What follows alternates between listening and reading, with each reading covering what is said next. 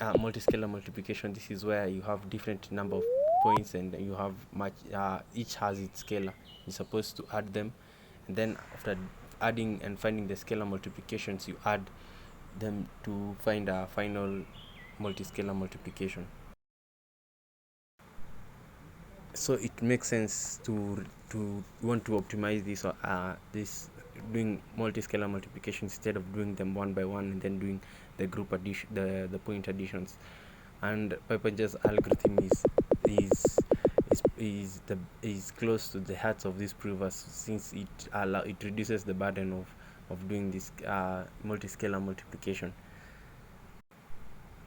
And so at the core, Pippenger's algorithm can be broken into two loops. There is the outer loop and the inner loop. The outer loop is, it breaks these scalars into windows. Think of windows as the way we can say 10, 35, and then we can break it into ones, tens, hundreds, and thousands. So here our base window is 10. So because we are breaking it into the powers of, so we break the numbers into loops, into different windows. This is the ones, tens, hundreds, and thousands, and tens of thousands, like that. And now, but then in a Windows, which Windows is agnostic. You it depends on the amount of RAM you're willing to use. So different people use different window sizes, but for example we're going to be using 10 because we have 10 fingers. It's easy to think about powers of 10. So the ones, tens, hundreds, and thousands. So when you break the numbers into ones, tens, hundreds, and thousands, let's say you have a couple of scalars. You've broken them into this hundred, this broken them into this hundred, these positions, and then you in the ones you have now a small scalar mini multi-scalar multiplications, and then in the tens and the hundreds you also have mini multi-scalar multiplication. This is maximum of power of 10. And so after you've done this mini scalar multiplication, you then group them now into the powers of 10. Then you have done the Pippenger's algorithm. But the beauty of why it's more efficient is in the inner loop. Okay, to think about Pippenger's algorithm, the inner loop in Pippenger's algorithm, let's think about a train. This is a special train. So it has stops, but once you get into this train, you're not allowed to get out till the last stop. So say you get in at and every time you reach a stop, the conductor of the train is going to come and stamp your passport, or for this train you have a passport for each stop. So say Steve enters the train at stop 5 and the train going 5, 4, 3, 2, 1. By the time the train ends, it's at his final stop, Steve will have 5 passports. And say Steve and now Carol gets into stop 1, so Steve will have 5 stamps on his passport and Carol will have 1. And say Steve got in at stop 5, Brian got in at stop 3, and Carol got at 1. So that's 5 stamps for Steve, and 3 for Brian and 1 for Carol. If you can see this, you are using narrations to explain the mini scalar multiplication, and so think about the stop as the scalar. So using narrations to explain the mini scalar multiplication, and so think about the stop as the scalar. So in our mini multi-scalar multiplications, which is has a window of 10, and so in like the ones and hundred. So say we have a scalar, we have this point and we were supposed to scale it by 5 times. So this is Steve now, so this is 5 times the point P, and then Brian it's 3 times B, so that's 3, and then that's for Carol is 1 times Q, and so that's, we get some point, say M. This is another point in a curve, and then now we have done our small mini scalar multiplication. But the thing is, with thinking about this, or like the mini scalar, here we are actually doing scalar multiplication. This is, yeah, because we are timesing the stumps, the number of stumps. So this is 5 times this Steve, so that's 5 times P. So we are doing multi-scalar multiplication. But the inner loop is brilliant because it trades scalar multiplication for group addition. If it's not so, group group additions are way cheaper than scalar multiplication. So for one scalar multiplication, you're adding a point to itself, the number of the scalar number of times. But for group addition, you're just adding a point to another point. So yeah, by definition, it's even addition is cheaper than multiplication. Addition is the basics of multiplication. So how it's to how the with trading the scalar multiplication for addition is going to look like something like, instead of the conductor of the train giving stamps to everybody's passport, the conductor now has a big book. This is like a ledger, and he writes everybody's name at each stop. So he at each stop he writes everybody's name in that page, and then at the next step, and then he opens a new page at the next stop and writes everybody's name who is in the train. So at Steve joins the train at stop 5. So the conductor writes Steve's name on the train, and then Brian joins the train at stop 3. So at stop 4, the conductor only writes Steve's name alone. So Steve's name has been written twice at stop 4, and at stop 3, Brian joins the train. So by the time so this time this is the third time Steve's name is being written in the ledger, and it's the first time Brian is being written. So that's 3 stamps for Steve and 1 for Brian. And at stop 2, it's going to be 4 for Steve and 3 and 2 for Brian. And at stop 1, Carol joins, and so it's 5 stamps for Steve, 3 for Brian, and 1 for Carol. And so we are doing, at the end we have the final multi-scalar multiplication by keeping track of how many times your name has appeared on the ledger, on the conductor's ledger. And so we are doing the multi-scalar, but here we're just adding what conductor had from the last time. And this is what Pippenger's algorithm does. So to give back to formal research and give Caesar what belongs to Caesar, the stops I'm using, their name are actually called buckets. And the thing with this algorithm is, say Brian and Michelle get on the train both at stop 3. So at stop 3, Brian and Michelle both get on the train, and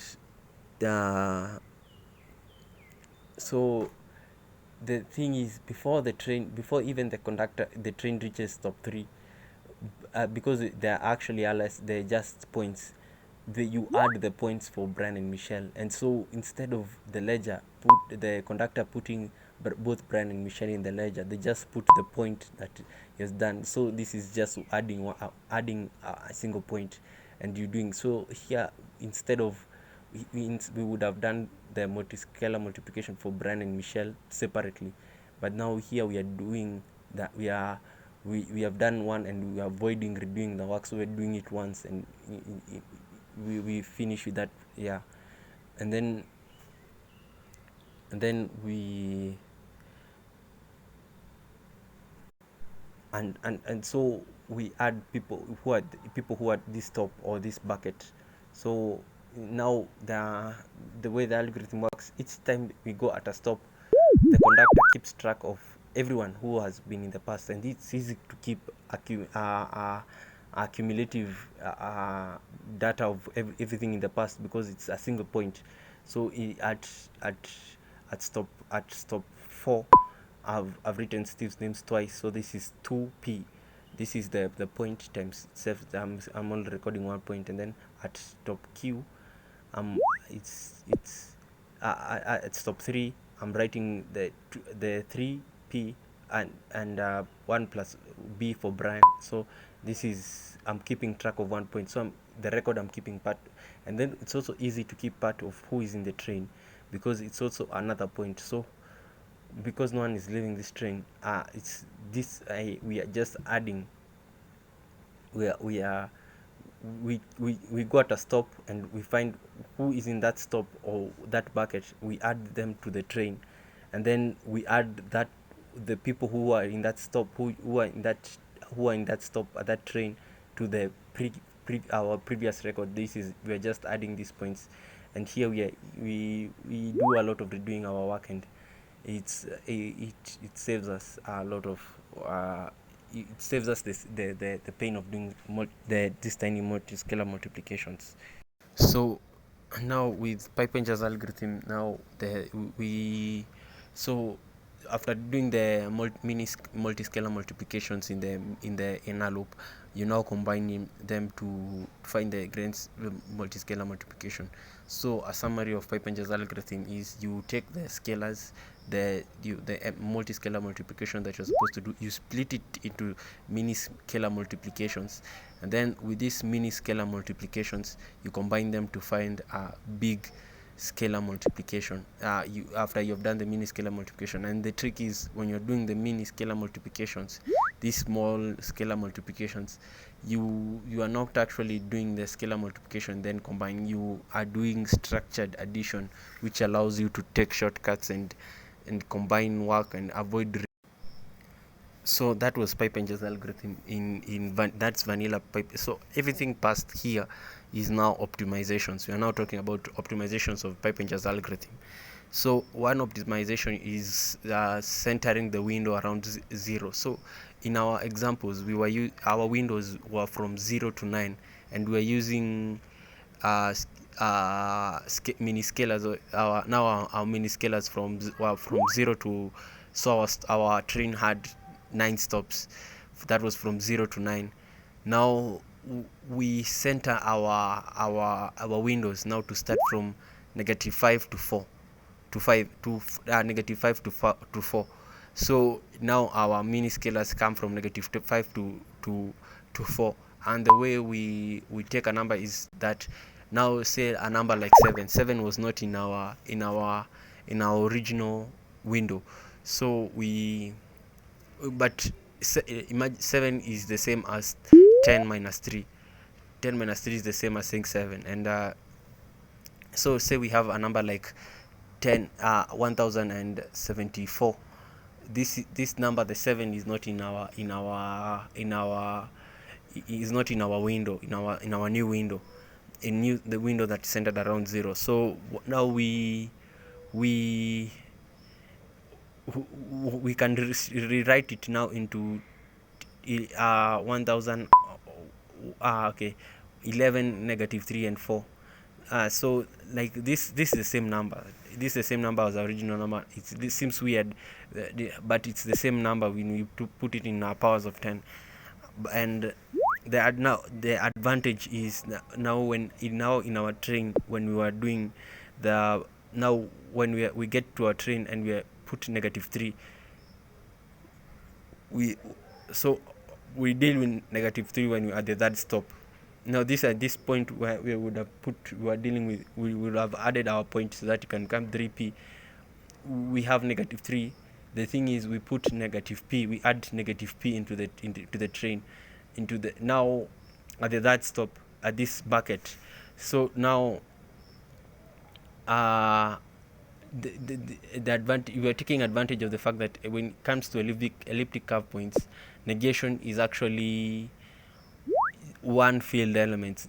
So a curve point is xy coordinates. Now that is p. -p is going to be x minus y. So the negation of y gives -p, and this is so when we get at negative we get at the third stop, we just add -3 to the point, and then now -p, and then now by the end the train reaches, we have done negative 3p, and we have added it to the grand sum. Now we've done the mini scalar multiplication of negative 3, and the advantage is now our train, which would have gone from stops 9 to 0, now does not go from skips the stops 9, 9, 8, 7, 6. It does not go through those stops. It only goes through the bigger, the 5, 4, 3, 2, 1 stops. Every time it's at 4, it deals with 4 and negative 4. When it's at 3, it deals with 3 and negative 3, and that's the algorithm. That's the advantage of using signed numbers now for representation. So okay, and another, so this now on taking the optimization further, when this technique of rewriting the same number into two different parts, it's an art. You can do it many ways, but because I know you can rewrite the number same you can rewrite, and you can get different representations for same number. But one technique spells out optimization is the non-adjacent form. Non-adjacent form is you represent a number using a lot of zeros. So like say 15 has the binary representation like this. This is a lot of ones. So interesting, you can rewrite 15 to look like this, and the advantage of writing it and like this is now you have a lot of zeros. And one bottleneck with Pippenger's algorithm is knowing who to put at what stop.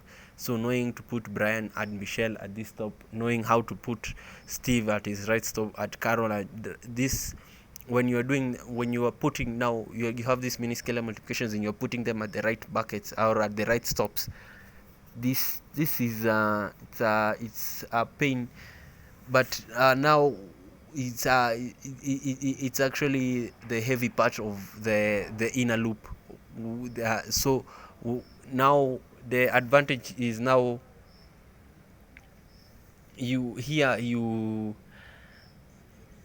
know a lot of you know, like you've gotten a non-zero number, and you know you are supposed to get some number of zeros. So if I get this number is non-zero, I'm sure for the next three numbers, or depending on the windows, the window you're using in or the non-adjacent form you're using, you are sure that you deserve some zeros. You are supposed to get some zeros after this, so you skip checking. It skips checking. And then also another thing is that this, in an adjacent form, this non-zeros, so these non-zeros now are odd numbers. So now in our stop, like say we were supposed to check, say our window was 10. The fact that we were using the centering window approach, now we check the scalars at, we have reduced now our the stops at our train. Now our stops were from 5, 4, 3, 2, 1, and now the non-adjacent form, you're only using odd numbers. The mini scalars, this will always be odd numbers. So it's now 5, 3, and 1, and so you skip 2 and 4, and for it's a big on it. So our stop, we skip all the even stops. Our train moves faster using this non-adjacent form. This non-adjacent form, I think, deserves more elaboration. It seems like magic, but it's simple, and it's used in a lot of places. In fact, any cryptographic, if you see any cryptographic protocol, just add an non-adjacent form and boom, you have an optimization. But it's simple and elegant. It's just playing around with numbers. But that's it. That's now that's Pippenger's algorithm, and its two biggest